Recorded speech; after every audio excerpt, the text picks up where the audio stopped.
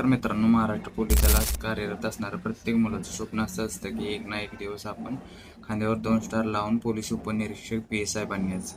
त्याआधीच पोलीस दलात सेवा करत असाल तर MPC मार्फत तुम्हाला एक सुवर्ण संधी उपलब्ध असते.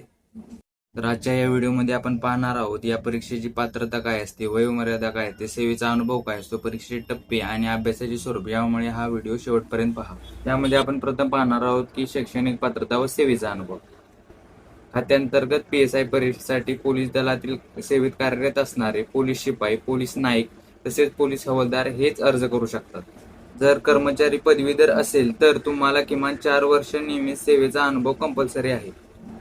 जर कर्मचारी 12वी पास असेल तर कमीत कमी 5 वर्ष सेवा खात्यामध्ये आवश्यक आहे.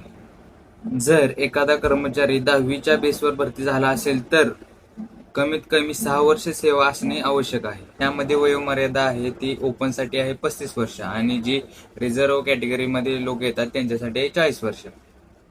तर आपण पाहणार आहोत की खात्यांतर्गत PSI साठी लागणारे परीक्षेचे स्वरूप व टप्पे काय असतात ते.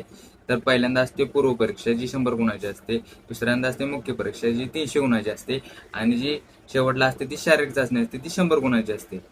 मित्रांनो, अभ्यास कसा करावा की पोलीस डिपार्टमेंटमध्ये काम करत असताना जेव्हा पण आपल्याला 2 तास 3 तास टाइम मिळेल, दिवसातून 3-4 तास टाइम मिळेल तसा आपण अभ्यास केला पाहिजे. सकाळी उठल्यानंतर आपल्याला थोडं रनिंग वर्कआउट केला पाहिजे जेणेकरून आपल्याला नंतर त्रास होणार नाही. तर मित्रांनो, तसेच MPC मार्फत ज्या परीक्षा झालेल्या आहेत, प्रश्नपत्रिका झालेल्या आहेत त्यामधल्या PYQ सोडवल्या पाहिजे. जास्तीत जास्त PYQचं रिव्हिजन केलं पाहिजे आणि जास्तीत जास्त जेवढा पण टाइम आपल्याला मिळेल त्यामध्ये आपण अभ्यास करायचा प्रयत्न केला पाहिजे. मित्रांनो, जर आपली स्वतःची जर आपल्याला परिस्थिती बदलायची असेल तर तुम्हाला टाइम काढणं आहे. तुम्हाला कोण बोलणार नाही, तुम्हाला कोण टाइम देणार नाही की बाबा हा हे तुझा टाइम आहे, घे तुला, तू अभ्यास कर. नाही, आपल्याला टाइम काढणं आहे. जास्तीत जास्त टाइम काढून अभ्यास करायचा प्रयत्न करा. जर हा व्हिडिओ तुम्हाला आवडला असेल तर शेअर करा त्या मित्राला जो पोलीस खात्यामध्ये कार्यरत आहे आणि तो डिपार्टमेंटल PSI चा अभ्यास करतो. थँक्यू.